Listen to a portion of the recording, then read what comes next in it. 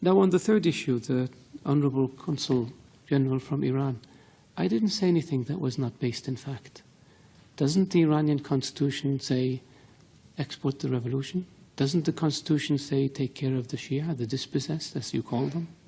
Didn't Iran create Hezbollah? Didn't Iran attack more than a dozen embassies inside Iran in violation of all international laws? We didn't attack them. Iran did. Didn't Iran manage, plan, and execute the 1996 attack in Khobar Towers against the American Marines? Yes, they did. The control officer was Brigadier General Sharifi. You're a military attaché in Bahrain. The bomb maker was Hezbollah. The explosives came from the Bekaa Valley. The top 3 leaders of the plot escaped and have been living in Iran ever since. Isn't that sheltering terrorists?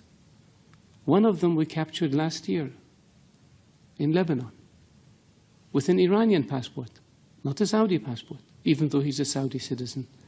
Isn't that aiding and abetting terrorists? We didn't make this up. When the explosions in Riyadh happened in 2003, Saif al-Adel was in Iran along with Saad bin Laden, the chief propaganda person for Al-Qaeda, and 4 or 5 other people, senior leaders. Iran harbored them and protected them. We asked for them to be extradited. It was refused. Some of them are still in Iran.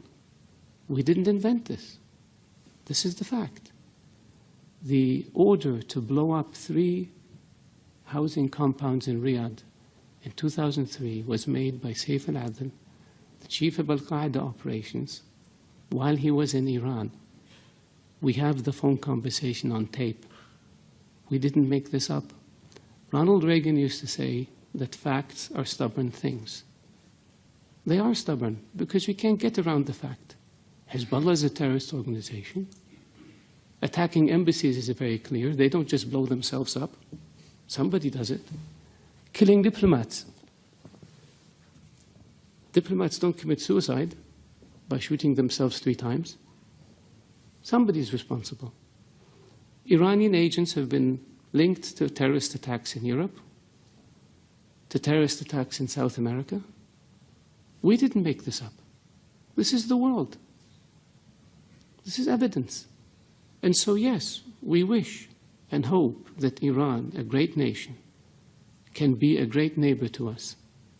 But it takes 2 to tango. It takes willingness to give up this expansionist, aggressive policies and return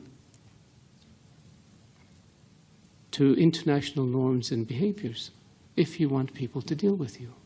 And our hand is extended to Iran. It has been for 35 years. But what we get in return are diplomats killed, embassies blown up, terrorists. We have Iranian agents captured in Saudi Arabia for plotting terrorist attacks. We stopped 4 shipments of weapons that Iran was trying to smuggle to the Houthis in Yemen. We have explosives that Iran tried to smuggle into Saudi Arabia, Bahrain, Kuwait. This is not fiction. And this is not child's play. This is aggressive behavior. This is unacceptable behavior. This is behavior that violates all norms of international behavior and international law.